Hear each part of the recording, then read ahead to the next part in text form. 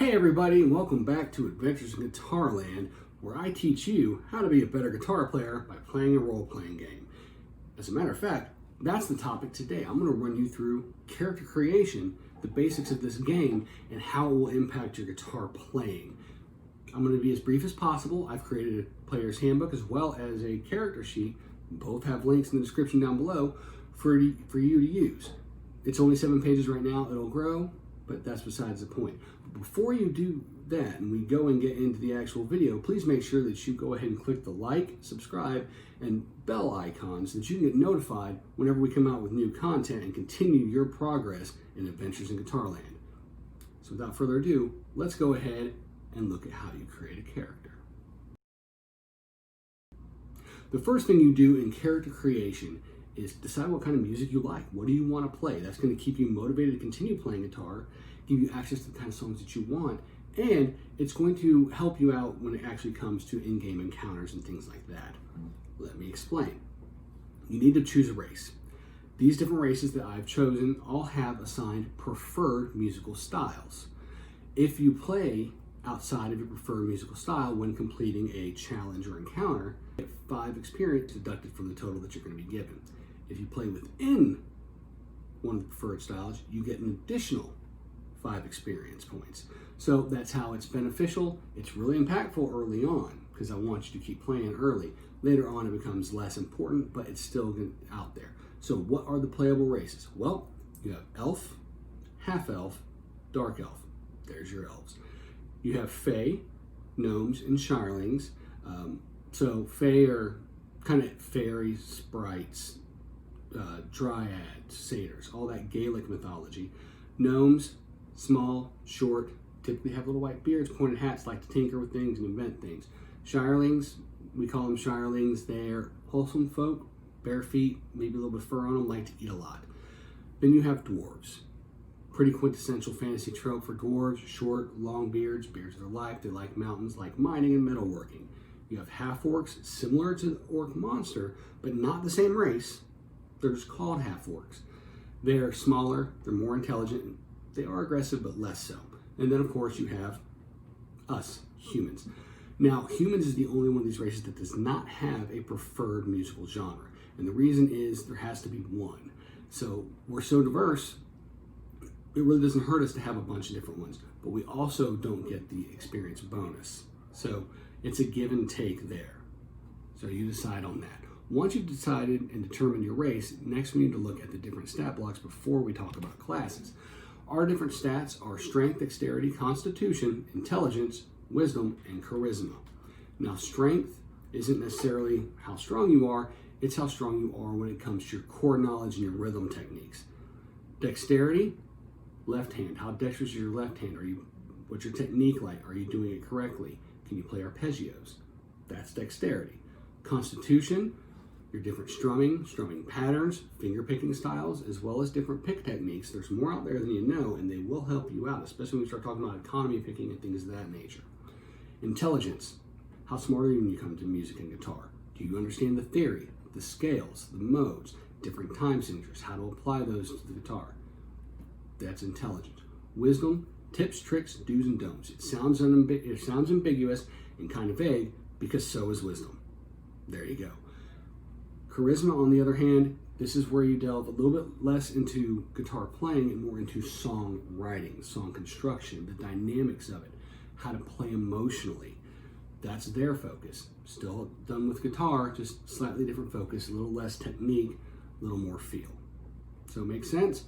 Good, because we're getting ready to employ those when we start talking about the different classes. We have 7 different classes. We'll start with the backbone of every good adventuring party, the warrior. Our warriors are the backbone. They're also like that in music as well. So these people are your riff masters, the guys who are just chugging along, playing the chords, keeping that song going. Doesn't mean they're not great guitar players. They can be and can do a lot of lead work as well, but their focus is on those riffs and songs. When it comes to the game, their primary statistics is strength and constitution. So chord knowledge and strumming.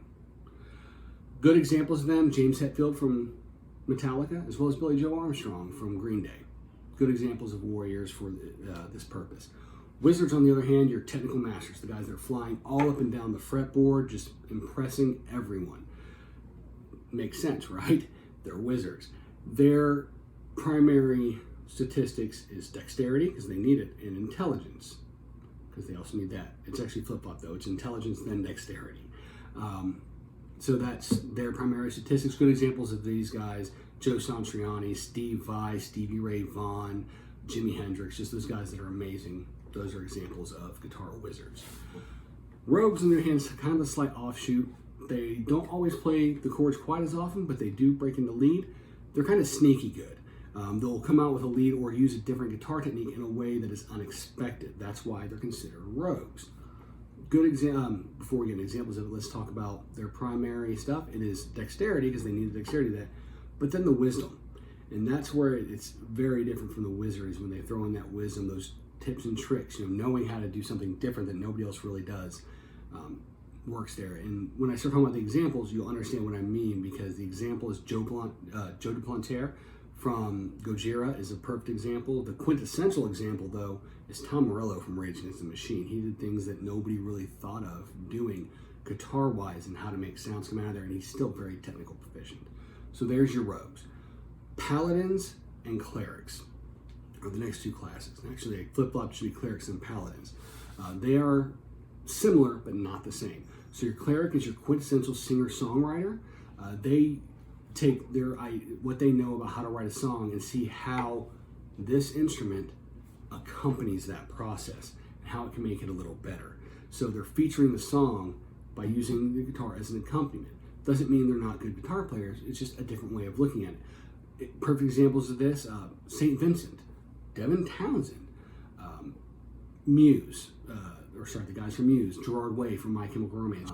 Those are guys that I would consider clerics for this. Paladins, similar but a little bit different. Now, if there was ever a class that is intended for the country or rock front person, it's this. So while they do write songs and they are in front and they're a singer-songwriter per se, they work more on, here's the song, how can I feature my guitar in the song, as opposed to this just being an accompaniment. How does this get featured? So that's them. So I did forget to mention that clerics, their primary statistic is charisma first, then strength. Paladins are strength, then charisma, because they're wanting to know the guitar first and then they apply it to the songwriting process. So that's how those two differ. The last two that we have is druids and rangers. Now these are also a little bit different, but similar. These are people who like to stick to the roots of the guitar. Perfect for people who play jazz, classical guitar, folk guitar. They thrive here. However, other genres can also do well as druids and rangers. So it's not pigeonholing just classical and jazz guitarists. The difference between the two: first of all, your druid likes to create more melodies with single line runs, a few more arpeggiated chords, things of that nature is what they're relying on melody. So their primary statistics is dexterity and wisdom. On the flip side, you have your ranger. They are also doing a lot of the same stuff, but instead of doing single line runs or arpeggiating, they'll throw in really colorful or unexpected chords to create that color palette to paint the picture with the music. That's your ranger. They are dexterity and constitution, because they need to know a little more finger picking style or what they're doing here in order to make that color come to life. Good example, really any good classical or jazz musician, but somebody who I think would fall into both of these would be Robert Fripp from King Crimson. He was amazing with all of his different techniques and how colorful his music was. So that's the inspiration behind that. Now that you understand what music you're going to play, your race and your class, let's get into how this is all going to work. So now that you have all that, you're going to start level 1. Everybody does. Doesn't matter how good you are, how long you've been playing. Start at level 1 just because you should. At level 1, go ahead for every statistic, write in a 1.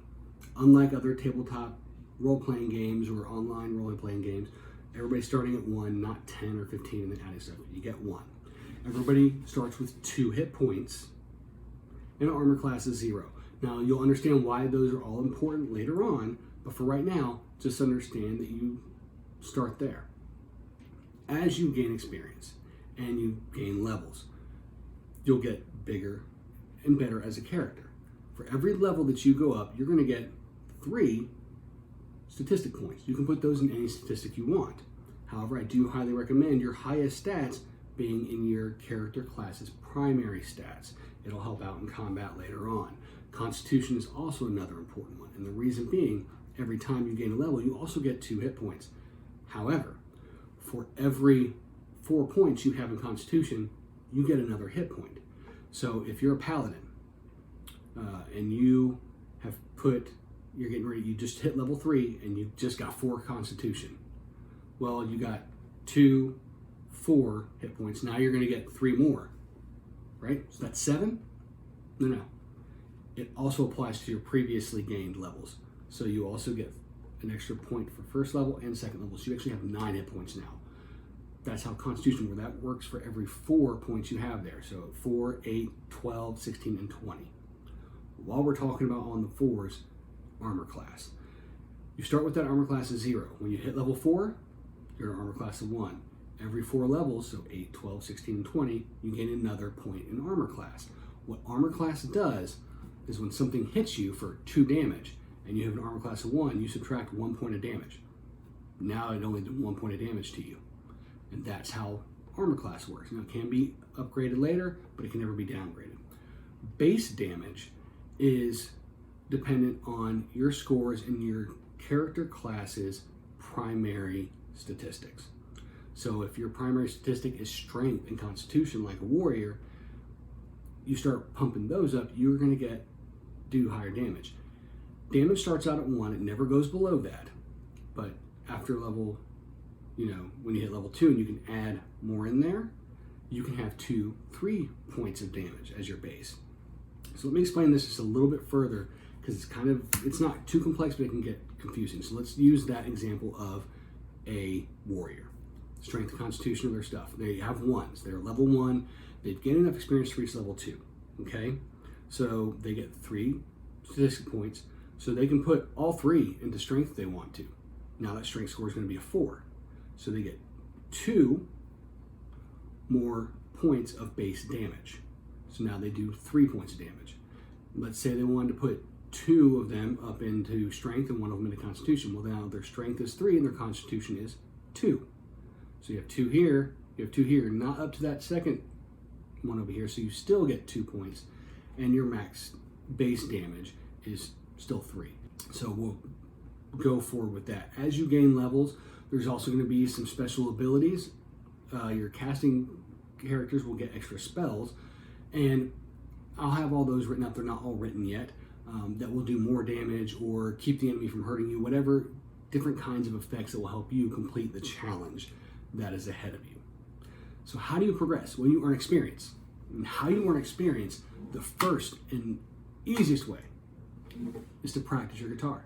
For every hour you practice guitar during a week, that's Sunday through Saturday, you get 10 experience points. However, you cannot exceed 50 experience points when it comes to practice in 1 week. So even if you practice 6 or 7 hours in 1 week, you still only get 50. That's not to hold you into 50, it's just to keep people from practicing too much and just progressing through on practice without ever having to show that they've done it. The other way is through different practice challenges, different combat encounters in the game. Practice challenges aren't necessarily always in the game. Sometimes they're going to be at the end of the lesson, whereas encounters will always be in a game portion or a game video. And there's also boss battles, and there's ways to get extra experience with those that are outlined in the player's handbook, and I'll explain in the video when it comes to those. Additionally, you can get 30 free XP right now by subscribing, hitting the notification button, and then following us on social media. Links are down below in the description. So, combat. How does combat work here, or these encounters work? Well, they're going to happen is I'm going to set you up in a situation story element wise, and you're going to have to play a piece of music combat or encounter wise in order to complete it. How successful you complete that music will determine whether you succeed or fail. So here's how this works. Every 4 bars of music is 1 round. You and your opponent can only attack once per round. Pretty simple so far, right? If you play through those 4 bars of music and make no mistakes, not only do you get to hit your opponent and do your damage, the opponent misses you when they attempt to attack you. So that's a win. That's a complete win. So that you practice, you can do that. You can get through these challenges easy. Now, let's say you make one mistake in that round, that 4-bar round. Well, you still hit the target. You still hit the opponent. However, they also hit you successfully. So now you dealt damage, you take damage. If you make 2 or more mistakes, you miss, they hit you. So don't mess up too much because they're going to hit you. All your attacks right now, 1st level through 3rd level, are going to do base damage. You're not going to start hitting additional damage spells until we hit 4th level and above. And the reason for that is I really want you to practice and focus on doing things right.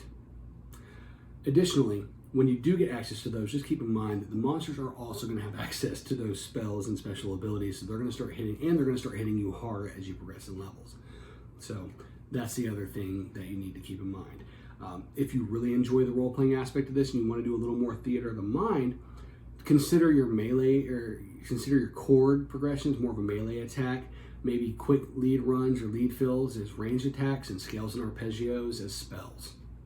That's how I'm going to look at it when I'm going through. I'm probably going to play this too just because it'll help me. Why not? So, and you defeat one of these encounters or monsters or whatever. What does that do? Well, one, I'll say at the end of the video how much experience that challenge or particular combat situation is worth.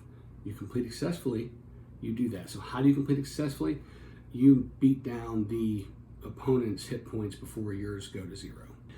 That being said, once you acquire a certain amount of experience, you get to level up. When you level up, you do those things that I told you, so that's good.